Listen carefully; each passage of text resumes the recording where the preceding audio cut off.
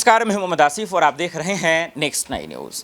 भले ही राहुल गांधी, प्रियंका गांधी और सोनिया गांधी या फिर कांग्रेस के तमाम हाई कमान इस वक्त जश्न में डूबे हुए हैं, खुशियां मना रहे हैं, लेकिन ये ज़्यादा दिन चलने वाला नहीं है, क्योंकि इनके विधायक कब बिक जाएं इनको खुद पता नहीं, इनकी सरकार कब गिर जाए इनको खुद पता नहीं। और इसीलिए दर्शकों, आज हम चर्चा करने वाले हैं राजस्थान की। आप जानते ही हैं, कर्नाटक चुनाव के बाद लाजमी है कि अब जिक्र राजस्थान, मध्य प्रदेश और छत्तीसगढ़ का होना है, जिसमें से सबसे खास और अहम है राजस्थान। राजस्थान पर लोगों की निगाहें टिकी हुई हैं, और वो इसलिए क्योंकि वहाँ के दो दिग्गज कांग्रेस की लुटिया डुबाने में पूरी तरीके से ताकतें लगा रहे हैं। लोग दूसरे से लड़ाई करने के लिए ताकत लगाते हैं, लेकिन ये सिर्फ अपनी पार्टी को बर्बाद करने के लिए ताकत लगा रहे हैं। एक तरफ अशोक गहलोत कुर्सी की लालच के लिए वो टस से मस होने की सोच नहीं रहे, और वहीं सचिन पायलट का अगर रुख करें तो वो कुर्सी पर बैठने के लिए कोई कसर छोड़ना नहीं चाहते हैं। ऐसे में सवाल ये है कि कांग्रेस, हालांकि अभी कर्नाटक में सीएम कौन बनेगा, उस मसले का हल कैसे निकालेगी, ये तो सवाल है, लेकिन इससे भी बड़ा सवाल है कि कर्नाटक के मसले का हल कैसे निकालेंगे, क्योंकि वो तो और भी खतरनाक है, और भी खौफनाक है। क्योंकि सचिन पायलट साफ शब्दों में कह रहे हैं कि भाई कुछ भी कर लीजिए, हम जिस रास्ते पे निकले हैं, हमने जो फैसला कर लिया है उससे अब बैकफुट पे नहीं आएंगे। और वो आप देख रहे हैं कि सड़कों पे घूम रहे हैं अपने ही सरकार के खिलाफ, और वहीं जितना गांधी परिवार के करीब हैं उसका पूरा फायदा अशोक गहलोत उठाते नजर आ रहे हैं। तो चलिए दोनों के पहले बयानों को समझते हैं, सुनते हैं, और फिर आखिर में दर्शकों आपको बताएंगे कि किस तरीके से राजस्थान में उनके अपने को जो है बर्बाद करने में लगे हुए हैं। लेकिन सबसे पहले अशोक गहलोत का ये बयान सुने। कल मैंने कहा प्रधानमंत्री जी को, दो कानून बनाओ, आप भी जो मनमोहन सिंह जी बनाए थे, सोनिया गांधी ने बनाए थे। शिक्षा का अधिकार, रोजगार का अधिकार महात्मा गांधी के नाम से लड़ेगा, सूचना का अधिकार और खाद्य सामग्री का अधिकार, 2 रुपये किलो गेहूँ, 3 रुपये किलो चावल। कानून बना के पार्लियामेंट के कानून बनाइए, कोई कम बात नहीं है। ज़्यादातर में 1 रुपये किलो दे रहे थे गेहूँ, अभी फ्री दे रहे हैं। आज हमने महंगाई राहत के कैंप क्यों लगा रहे हैं हम लोग? उन्हीं की भावनाओं को लेके हम लोगों ने जो 4 मुद्दे थे, रोजगार दे रहे हैं हम लोग, करीब 3 लाख से अधिक लोगों को रोजगार दे रहे हैं, नौकरियाँ दे रहे हैं सरकारी। 100 मेगा एम्प्लॉयमेंट के कैंप लगा रहे हैं हम राजस्थान के अंदर, जॉब फेयर लगा रहे हैं 100 एक साथ में। क्यों लगा रहे हैं? 10,000 तो नौकरी लग चुकी है 4 फेयर के अंदर, वो हम लोग काम कर रहे हैं। आह्वान करते लोगों को आपस में प्रेम भाईचारे से रहो, हिंदू मुस्लिम सिख ईसाई कोई भी हो, कोई दुश्मनी काम नहीं आती है। जिस परिवार में झगड़े होते हैं वो परिवार कभी ऊपर नहीं बढ़ता है। वही बात लागू होती गाँव में, प्रदेश में, देश के अंदर। ये हिंसा की राजनीति करना चाहते हैं, ये तो बर्बाद होंगे, देश को बर्बाद कर देंगे। उन्होंने साफ शब्दों में कहा कि ये अपने तो बर्बाद होंगे ही होंगे, लेकिन साथ साथ देश को भी बर्बाद कर देंगे। सीधे सीधे इन्होंने सचिन पायलट पे निशाना साधा। अब सचिन पायलट भाई ये भी तो भोले भाले हैं नहीं, ये भी तिकरमबाजी समझ चुके हैं कांग्रेस को, और जान चुके हैं कि जितना शरीफ रहेंगे, शराफत का फायदा तो दुनिया उठाती है, कांग्रेस भी उठा लेगी। यही वजह है कि अब उन्होंने भी जो है जबरदस्त तरीके से तंज कसा। और गहलोत के बारे में क्या कुछ कहा, जरा देखिए।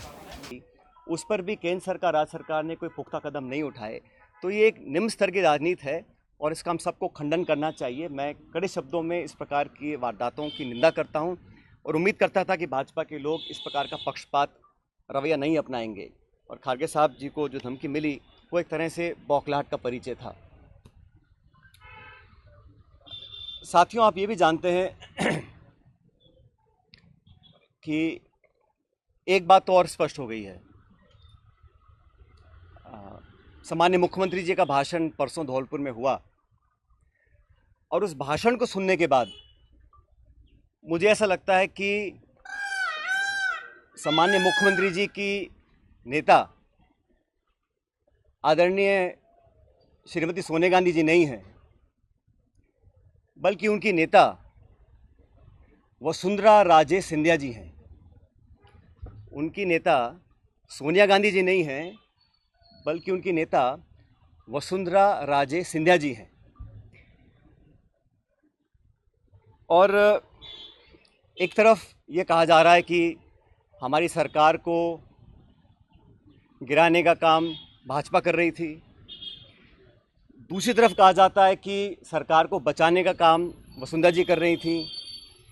तो ये जो विरोधाभास है, इसको समझाना चाहिए। आप कहना क्या चाह रहे हैं, ये स्पष्ट कर देना चाहिए।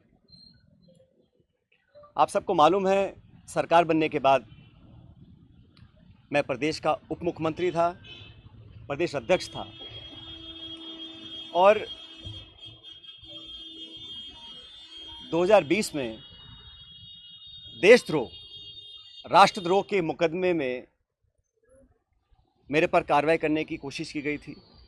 अनेक ऐसे प्रकरण हुए और हम सब लोग, और मैं स्पष्ट करना चाहता हूं कि मैं और हमारे कुछ साथी सरकार में नेतृत्व परिवर्तन चाहते थे। अपनी बात को लेकर हम दिल्ली भी गए और अपनी बातों को रखा। उसके बाद अखिल भारतीय कांग्रेस कमेटी ने लगातार चर्चाएं हुई और आज वो दुनिया में नहीं है, स्वर्गीय अहमद पटेल साहब, लेकिन उनके माध्यम से सब नेताओं से मुलाकात हुई और एक कमेटी का गठन हुआ, एआईसीसी ने किया। उसमें माखन साहब, वेणुगोपाल जी और अहमद पटेल जी सदस्य थे और उस कमेटी का एक काम था। और कमेटी जब गठन हुआ उस समय हम सबकी बात सुनकर हमारी बातों को एक्सेप्ट किया गया और एक रोड मैप तैयार किया गया। बहुत सारी बातें उसमें थी, मैं उसका उल्लेख नहीं करूँगा, लेकिन कमेटी का गठन हुआ और उसके बाद से हम सब ने, चाहे वो राज्यसभा के चुनाव हों, चाहे विधानसभा में मतदान हो, पार्टी का प्रचार हो, कांग्रेस को मजबूत और ताकतवर बनाने के लिए हम सभी साथियों ने जी जान से कोशिश की और मेहनत की। और 2.5 साल का जो कार्यकाल निकला वो इस बात का प्रतीक है। अनुशासन तोड़ने का काम कभी भी किसी ने नहीं किया। मुझे बहुत कुछ कहा गया, कोरोना, गद्दार, निकम्मा आदि, और जो ये आरोप परसों लगाए गए, ये 2.5 साल से मैं आरोप सुन रहा था, लेकिन हम अपनी पार्टी को और सरकार की छवि को नुकसान नहीं पहुंचाना चाहते थे। इसीलिए मुझे लगा कि जो प्रकार का भाषण दिया गया, मैंने पहली बार देखा कि अपनी सरकार को, अपने ही विधायकों को, अपने नेताओं को बेइज्जत और बदनाम करने का काम हो रहा है। कांग्रेस के विधायकों को तो बदनाम करने का काम हो रहा है और भाजपा के नेताओं का गुणगान हो रहा है। ये समझ से परे है। इस प्रकार का जो काम हुआ वो बड़ा गलत है।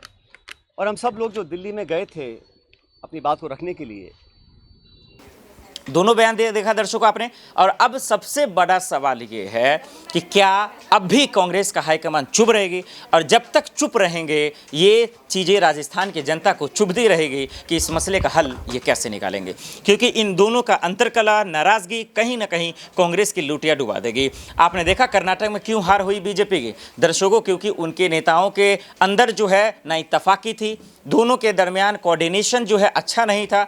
देश के प्रधानमंत्री नरेंद्र मोदी इतनी रैलियां की, इसके बावजूद चुनाव हार गए। क्यों? क्योंकि पूरे जो जमीनी नेता हैं कर्नाटक के बीजेपी के सब मोदी जी पे डिपेंड थे। अब हर जगह भैया सिर्फ और सिर्फ मोदी जी का तो करिश्मा चलेगा नहीं, जलवा तो हार लाजमी है। तो ये बात कांग्रेस को अब समझना पड़ेगा कि जो राजस्थान के जमीनी नेता हैं उनको सबसे पहले दुरुस्त करने की जरूरत है, नहीं तो भले ही आज कर्नाटक जीत गए हैं, राजस्थान आपके हाथ से जा भी सकता है। इस मसले पर दर्शकों आपकी क्या राय, हमें कमेंट कर जरूर बताइएगा। देश दुनिया की बड़ी खबर के लिए देखते रहें नेक्स्ट 90।